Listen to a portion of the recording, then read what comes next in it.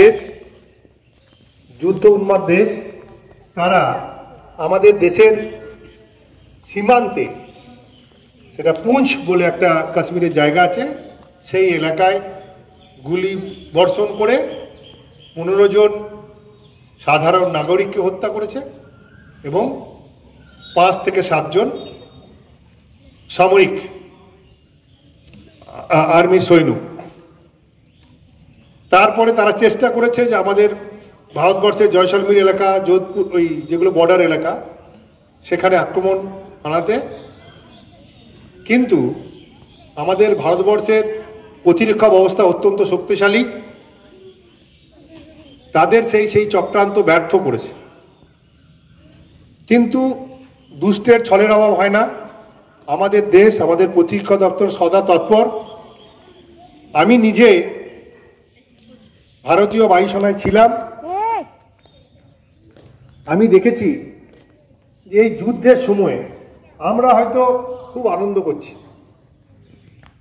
যে এ ওকে মারছে, ওকে মারছে, কিন্তু যারা সৈন্য বাহিনীতে থাকে, আমরা কার্গিলের সময় আমরা দিল্লির ওখানে হিন্দান বলে একটা জায়গায় সেই বেসে ছিলাম। আমাদের কাজ ছিল রাষ্ট্রপতির এবং প্রধানমন্ত্রীর বাসভবনকে রক্ষা করা। তো আমরা তো ইঞ্জিনিয়ার ছিলাম, আমরা তো যুদ্ধক্ষেত্রে যেতাম না, কিন্তু আমাদের প্লেনগুলো রেডি, যে প্লেনগুলো মিসাইল তোমরা পড়ছো, hammer missile, Rafale aircraft, Mirage 2000, MiG 29, এই যুদ্ধ জাহাজগুলোকে তৈরি করে রাখতে হয়। এই সময় যারা কাজ করে তাদের কোনো ছুটি তো নেই, শুধু খাবারটুকু ওই জায়গায় থাকতে হয়। সেই জায়গাগুলো গোপন জায়গা হয়। তো যারা থাকে সবসময় শত্রুপক্ষ চাইবে সেই জায়গাগুলো ধ্বংস করতে। তাদের পরিবারের লোকের আতঙ্কটা বোঝো যে কি অবস্থায় থাকে তারা। অবশ্যই সৈনিকের কাজ দেশকে রক্ষা, তারা সে কাজ করছে। তাদের সঙ্গে আমি এটা অনুভব করতে পারছি, কারণ আমি দেখে এসেছি ওই ঘটনা। আমি 20 বছর আগে ছেড়ে এসেছি। আমি জানি আমার অনেক জুনিয়ররা আছে, তাদের সঙ্গে কথাও হচ্ছে, কি সমস্যা, কি উদ্বিগ্নতার মধ্যে চলছে দিন। আমরা জানি আমাদের ভারতের যা ক্ষমতা, পাকিস্তান আমাদের থেকে পেরে উঠবে না, কিন্তু তারা তো অশান্তি সৃষ্টি করার চেষ্টা করছে।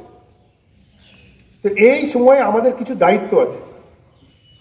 আমরা দুর্গাপুর শহর পাকিস্তানের যে মিসাইল বা তার এলাকার মধ্যে আমরা পড়ি না, অনেক দূরে আছে, কিন্তু তবু যুদ্ধের প্রতি মুহূর্তে পাল্টাচ্ছে পরিস্থিতি, কে কোন পক্ষে কখন চলে যাবে।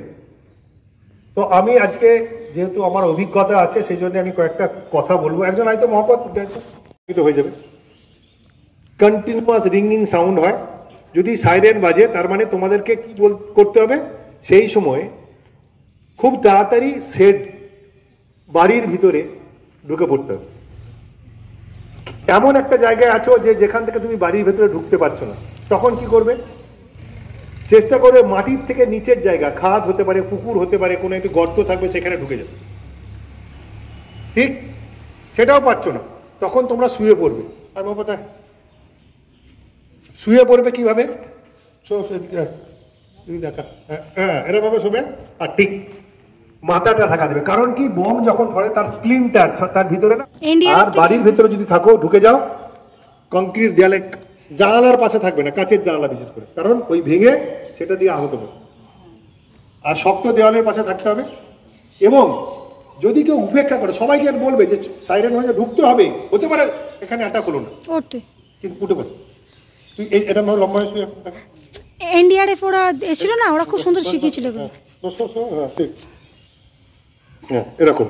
তো এই ঘটনা, এটা আমাদের এইটা হচ্ছে যুদ্ধের সময় আমাদের পরিকার সঞ্চল উঠে পড়ে।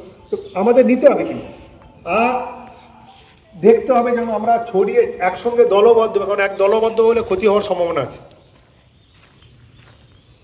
এই আমাদের আর একটা সবচেয়ে বড়, আজকে সোশ্যাল মিডিয়ার যুগ, তোমরা দেখতে পাচ্ছ প্রচুর ফেক নিউজ। ফেক মানে ভুয়ো খবর ছড়িয়ে বেড়াচ্ছে। পাকিস্তান বলছে যে ভারতের প্লেন নামিয়ে দিতে, ওই পোখরান একটা প্লেন অ্যাক্সিডেন্ট হয়েছে, সেখানে তোমরা যারা গেম খেলো, যুদ্ধের সেই ছবি দিয়ে দিচ্ছে, বলছে উড়িয়ে দিয়েছে। কাল সারাদিন ধরে একটা চ্যানেল দেখালো যে করাচিতে ইন্ডিয়ান এয়ারফোর্স ঢুকে গেছে, ওখানে বম্বিং করছে। কিন্তু না, ওটা ফিলাডেলফিয়া একটা প্লেন ক্র্যাশ হয়েছিল সেখানকার দৃশ্য। ও, তো